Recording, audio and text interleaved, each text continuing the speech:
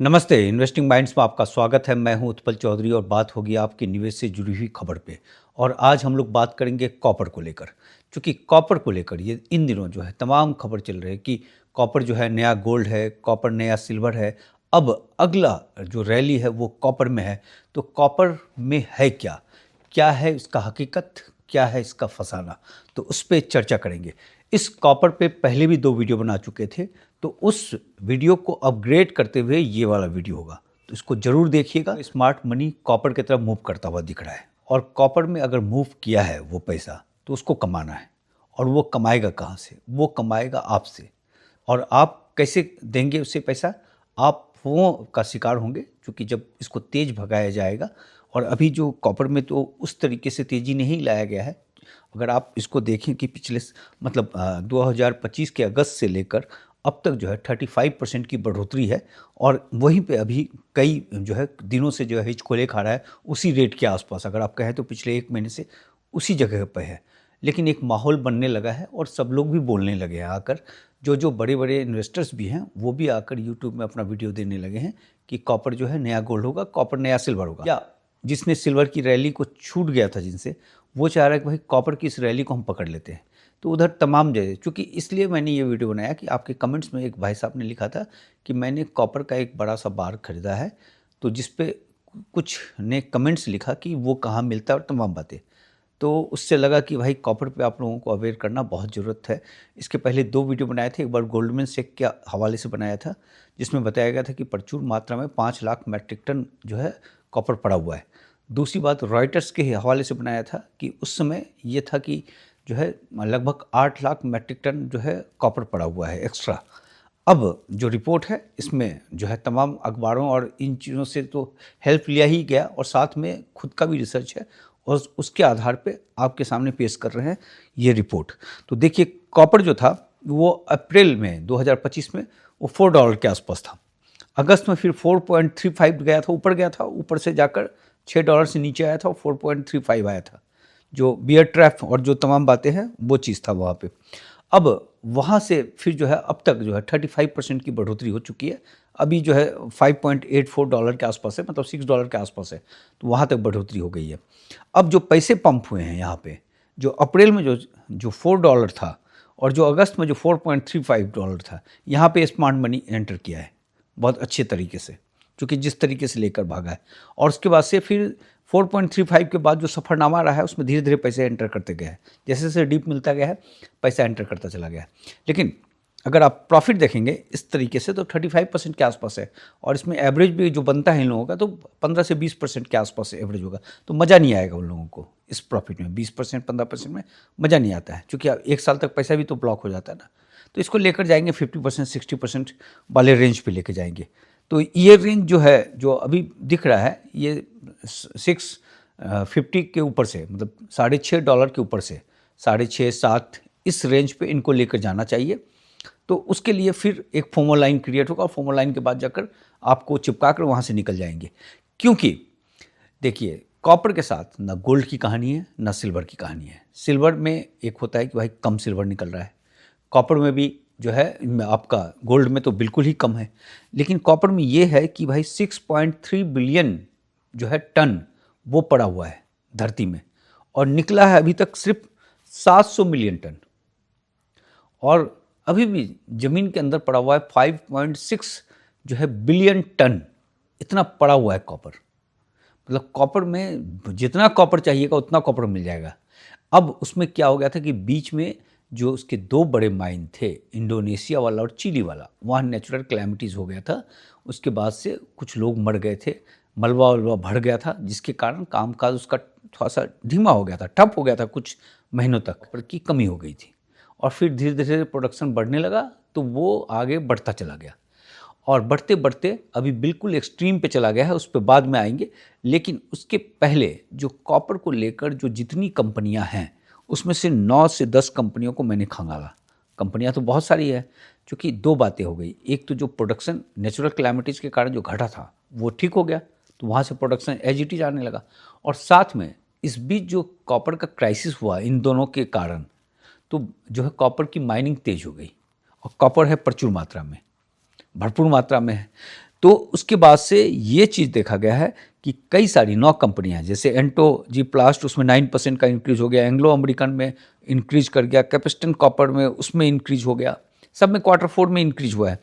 जो है first quantum उसमें इंक्रीज किया, रियो टिंटो उसमें इंक्रीज हुआ। तो कॉपर के 10 कंपनियों को हमने खंगाला, तो उसमें से 9 कंपनियों में जो है वो इंक्रीज हो गया है Q4 में, एक में सिर्फ थोड़ी सी कमी है। क्योंकि जिस तरीके से जो है CME में और जो है आपका LME में जिस तरीके से कॉपर आया है, उसके पॉइंट ऑफ व्यू से ये रिफ्लेक्ट हो रहा है साफ साफ। अब जो दिसंबर से लेकर फरवरी में, इस फरवरी तक का आंकड़ा है अभी तक, कि 3 लाख मैट्रिक टन कॉपर आ गए हैं जो है इन एक्सचेंज के पास, जो लंदन, न्यूयॉर्क और संघाई तीनों जगह। देखिए कॉपर का जो डिमांड और सप्लाई जो है वो ऑलमोस्ट सेम था। जब ये बीच में क्राइसिस हो गया था तभी था कि भाई 22 से 23 मिलियन टन उनको मिल रहा था और डिमांड था 25 मिलियन टन का। लेकिन जब इंक्रीज हो गया है, जब ये प्रोडक्शन तेज हो गया, तो वो प्रोडक्शन तो बढ़ गया। अब 3 टन तो देखिए, सिर्फ 3 लाख टन जो है वो सिर्फ 2 महीने के अंदर बढ़ गया। तो वो प्रोडक्शन जो है बढ़ चुका है। तो जो डिमांड और सप्लाई का जो गैप था वो पूरी तरीके से ख़त्म हो गया है और बहुत ज़बरदस्त बचे हुए हैं जो है कॉपर। चूँकि अमेरिका में जो है बीच में ये हुआ था कि टैरिफ के डर से बहुत ज़्यादा कॉपर जो है वो चीन से मंगा लिया गया था और चीन का वेयर हाउस लगभग खाली हो गया था। उसके बाद से वो पाइलअप हुआ और उसमें से बहुत सारे कॉपर जो है वो एक्सचेंज में चले गए, उसके बारे में आ रहे हैं। और बाकी इधर चीन भी जो है उसने, चूँकि उसके पास से कॉपर ख़त्म हो गया था, तो उसने भी कॉपर को तेज़ खरीदारी किया, रेट बढ़ाकर तमाम चीज़ कर कर, तो उसके पास भी अब कॉपर हो गया है प्रचुर मात्रा में। तो अभी वर्ल्ड के 3 बड़े मेटल एक्सचेंज के पास जो है 11 लाख मैट्रिक टन कॉपर है, जो 2003 के बाद सबसे ज़्यादा है। यानी पिछले 23 साल में सबसे ज़्यादा कॉपर इस समय एक्सचेंज के पास में है। और जैसा कि हम लोगों ने बात किया कि किस तरीके से जो है जुलाई के बाद से लगभग 5 लाख 6 लाख मैट्रिक टन के आसपास बढ़ गया। और US में ये चीज़ देखा गया था कि बीच में 14 लाख जो है 50,000 टन जो है 11 महीने में कॉपर मंगवाए गए थे जो है, और ख़ासकर ट्रंप के शपथ ग्रहण के बाद जो है बहुत तेज़ मंगवाया गया था। और ये पिछले साल की तुलना में, अमेरिका की बात हो रही है, 6 लाख टन ज़्यादा मंगवाया गया था, जो चाइना के वेयर हाउस से खाली हो गया था। और तमाम बातें, तो प्रचुर मात्रा में अमेरिका ने जो कॉपर मंगवा लिया, उसमें से बहुत सारी जो CME का जो गोदाम है, जो एक्सचेंज है, वहाँ पहुँचा। और उसमें से अभी हाल के दिनों में 85,000 टन जो है कॉपर दिया गया है, जिसके कारण जो CME का जो टोटल इस समय जो कॉपर रखा हुआ है बिकने के लिए, वो 5,36,000 टन के आसपास है। जो जगह नहीं बचा है, तो बाल्टीमोर और न्यू ऑरलेंस, यहाँ पे कॉपर रखा गया है, जहाँ पे कभी पहले नहीं देखा गया था। एक जगह जो है 5,000 टन के आसपास रखा गया है और दूसरी जगह जो है 21,000 टन के आसपास रखा गया है। पहली बार यहाँ पे कॉपर रखा है, इतनी प्रचुर मात्रा में कॉपर आ गया है। ये तो अमेरिका की बात हो गई। साथ में लंदन मेटल एक्सचेंज के लिए 2 कॉपर का बड़ा जो है कंसाइनमेंट, दूसरा है 21,000 टन का, मतलब कुल मिलाकर 27,000 टन का जो कॉपर जो है वो अभी पोर्ट में पड़ा हुआ है। अभी उसको क्लियरेंस होके वो आना है। यानी कॉपर प्रचुर मात्रा में आ रहा है। एक तो पूरा गोदाम भरा हुआ है और दूसरा वो आए जा रहा है, क्योंकि प्रोडक्शन तेज हो गया है। तो इस समय संघाई के फ्यूचर एक्सचेंज में जो कॉपर घटकर 1,27,000 टन के आसपास आ गया था, अब वहाँ बहुत तेज बढ़ोतरी देखी जा रही है और ये पहुँच गया है 2,72,475 टन पे। यानी 1.5 लाख टन की बढ़ोतरी हो गई है संघाई के एक्सचेंज में। तो ये है कुल मिलाकर कॉपर को लेकर कि देखिए डिमांड जितना है, सप्लाई उससे कहीं ज़्यादा हो गया है, बहुत तेज हो गया है, नंबर 1। दूसरी बात कि जो सप्लाई के लिए जो पाइलअप किया हुआ है कॉपर, वो बहुत ज़बरदस्त ढंग से किया हुआ है, क्योंकि जैसा कि हम लोगों ने देखा कि 11 लाख टन तो वहाँ है, प्लस 14 लाख टन के आसपास अमेरिका ने मंगवाया था, जिसमें से उसने जो है आपको 85,000 टन उसने, मतलब 6 लाख टन एक्स्ट्रा मंगा लिया था उसने, 85,000 टन उसने दे दिया, तो 5 लाख उधर बचा हुआ है, 11 5 16 लाख टन के आसपास बचा हुआ है। 3 लाख टन जो है संघाई के पास है, तो 19 लाख टन है ना, और डिमांड होता है और अभी पूरा साल बचा हुआ है। तो कॉपर को लेकर जो डिमांड आएगा तो सप्लाई बहुत तेज रहेगा और उसका असर उसके रेट में देखने को मिल सकता है। तो अगर आप हकीकत में देखें तो रेट जो है उसको जहाँ है वहीं रुका रहना चाहिए या वहाँ से नीचे जाना चाहिए। लेकिन कायदे से क्या होगा कि चूंकि पैसे जो घुसे थे अंदर, जो $4.3 के आसपास और $4 के आसपास जो आया था, उस पैसे को स्मार्ट मनी को कमाना है। तो स्मार्ट मनी कमाएगा, आपस में नहीं कमाता, ये आपसे कमाता है। और आप कब इसमें देंगे जो है, अब 4.3 में तो कोई आया नहीं होगा, अब माहौल बनने लगा है कॉपर के लिए। कॉपर को जो जानते भी नहीं थे, कॉपर के बारे में कभी कुछ सोचा भी नहीं था, वो अब यहाँ इन्वेस्ट करने के लिए आएंगे और एक्सट्रीम फोमो लाइन क्रिएट किया जाएगा और एक्सट्रीम फोमो लाइन में जाकर फंसेंगे क्योंकि उनको लगेगा कि तेज भाग रहा है और वहाँ पे वो माल चिपका के भाग जाएंगे। तो ये मेरा आपको अवेयर करने का उद्देश्य था जो मैंने किया। बाकी आप अपने सेबी रजिस्टर्ड एनालिस्ट से पूछ कर ही कीजिएगा, जो भी कदम उठाइएगा। सिर्फ ये जो है न्यूज़ पर्पज़ से है और आप लोगों ने डिस्क्लेमर ज़रूर पढ़ लिया होगा। अगर नहीं पढ़ा है तो उसको ज़रूर पढ़ लीजिए। और ये यहाँ पे न्यूज़ के लिए खबरें दी जाती है, इन्वेस्टमेंट से कोई लेना देना नहीं है। वो इन्वेस्टमेंट करना आपका कॉल है। यहाँ इन्वेस्टमेंट से जुड़ी हुई खबरें पेश की जाती है और प्लीज़ चैनल को लाइक और सब्सक्राइब जरूर कर लीजिएगा प्लीज़। देखिए, एक खबर जो रसिया जो डॉलर सिस्टम में लौट रहा है, जिसको लेकर ब्लूमबर्ग ने एक रिपोर्ट दी थी और उस रिपोर्ट को हमने अपने भी चैनल में दिखाया था।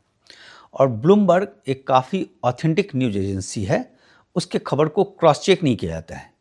जैसे न्यूज़ एजेंसी होती है हमारे यहाँ, पीटीआई है, एएनआई है, एपी है, एएफपी है, ये जो खबरें देते हैं इनको हम लोग वेरीफाई नहीं करते। ये हमारा सोर्स होता है खबरों का, तो उनकी खबर को वेरीफाई नहीं किया जाता है, जिसमें कई सारे कमेंट्स आए थे कि इसमें वेरीफाई करना चाहिए था आपको। देखिए, ब्लूमबर्ग ने जो अपनी खबर दिया था उसमें उसने सोर्स बताया था कि क्रेमलिन का मेमो है और इस खबर पे जो है सबने छापा। हमने क्या, पूरी दुनिया ने छापा, पूरी दुनिया ने चलाया, सब लोगों ने चलाया, तो वो चीज़ है। अब उसमें क्या है कि जो तास न्यूज़ एजेंसी है रसिया का, उसका जो है एक आया है, उसमें वहाँ के जो सेंट्रल बैंक हैं उसके चीफ का एक इंटरव्यू छपा है, जिसमें उन्होंने कहा है कि उन्हें कोई ऐसी जानकारी नहीं है और ना वो जो है डॉलर सिस्टम पे जा रहे हैं। तो ये खबर आया है। हालांकि उसके बाद से ब्लूमबर्ग की तरफ से कोई डिनाइल नहीं आया है। अमूमन क्या होता है कि जो बड़े अखबार होते हैं, अगर उसकी खबर गलत हो जाती है तो फिर माफ़ीनामा छापते हैं, लेकिन अब तक माफ़ीनामा नहीं आया है। और दूसरी बात कि जब सोर्स का जो भी खबर होता है, जो भी लोग खबर देते हैं, चूँकि हम लोग भी खबर देते थे सोर्स के हवाले से, तो ऑथेंटिक कागज़ लेने के बाद ही देते थे, हवा में नहीं देते थे। और ऑथेंटिक कागज़ क्यों होता है कि बहुत सारे आपके सोर्स होते हैं जो आपको पेपर प्रोवाइड करते हैं, लेकिन आप चूँकि उसका नाम लीक ना हो, इसके कारण जो है आप उन चीज़ों को दिखाते नहीं हैं और उसको सोर्स बताते हैं। लेकिन कोई भी अखबार, कोई भी जो है वो, अब आज का टीवी चैनल को छोड़ दीजिए और अपना वाला टीवी चैनल तो अब बहुत ही गंदा हो गया है। जो हमारे यहाँ जो चल रहा है वो तो कुछ भी चल रहा है, उठपटांग चल रहा है। तो कोई भी जब खबर देता है और बड़ी एजेंसी जब खबर देता है तो पूरा ठोक बजा कर देता है। अब उसकी खबर में डिनाइल आया है, अब देखते हैं आगे क्या रहता है। लेकिन अगर ये डॉलर सिस्टम में नहीं जा रहा है तो ये गोल्ड सिल्वर के लिए बहुत ही पॉजिटिव बात होगी। अगर जा रहा है तो उसका जो नुकसान होना था वो हो गया। हमने देखा कि उस दिन नुकसान हुआ था और उसके बाद से फिर बाउंस बैक कर गया वो। और अगर नहीं जाने की खबर आ जाती है तो और थोड़ा सा बल मिल जाएगा इसको। गोल्ड काउंसिल की एक रिपोर्ट आई है कि गोल्ड ETF में 120 टन वो इन्वेस्ट हुआ जनवरी माह में, जिसमें से एशिया में 62 टन हुआ है और नॉर्थ अमेरिका में 43 टन और यूरोप में 13 टन हुआ है। जैसा कि हम लोग देखे थे कि हमारे यहाँ जनवरी माह में जो है लगभग 24,000 करोड़ रुपया जो है गोल्ड ETF में चला गया था और सिल्वर और जो बाकी जो ETF है उसमें 15,000 करोड़ गया था। उसमें से सिल्वर में एग्जैक्ट कितना गया वो आंकड़ा नहीं है, लेकिन 15,000 करोड़ के अंदर ही था, तो जमकर ETF में गया है। अब ETF को लेकर जो सेबी की तरफ से जो खबर आई है कि जैसे कि अब गोल्ड सिल्वर जब गिरता है धड़ाम से तो ETF का प्रीमियम गायब हो जाता है और तमाम चीज़ गायब हो जाता है और धड़ाम से गिरता है। या मान लीजिए 30% गिर गया अगर सिल्वर, तो ETF भी उसी तरीके से गिरता है, उससे ज़्यादा ही गिर जाता है। तो इसको लेकर सेबी ये विचार कर रहा है कि भाई इसमें भी जो है एक 20% वाला, जैसा कि शेयर बाज़ार में है, उस पर जो है फ्रीज हो जाए, उसके बाद से फिर रेट नीचे ना जाए, जो सर्किट जो लगता है लोअर सर्किट वो लग जाए। तो वो उस चीज़ को लेकर है, ये प्रपोजल है। लेकिन उसमें देखिए एक दिक्कत क्या है कि गोल्ड और सिल्वर जो है वो इंटरनेशनल बाज़ार से रन होता है, हमारे यहाँ से तो होता नहीं है। अगर इंटरनेशनल बाज़ार में मान लीजिए कि तेज़ गिरावट हो जाती है, ठीक, उसको आप रोक दोगे जो है 20% पे, वो तो रुक गया। लेकिन कल अगर वो उस बाज़ार में इम्प्रूवमेंट हो गया तब तो ठीक है, वो आपको फिर पॉजिटिव हो गया।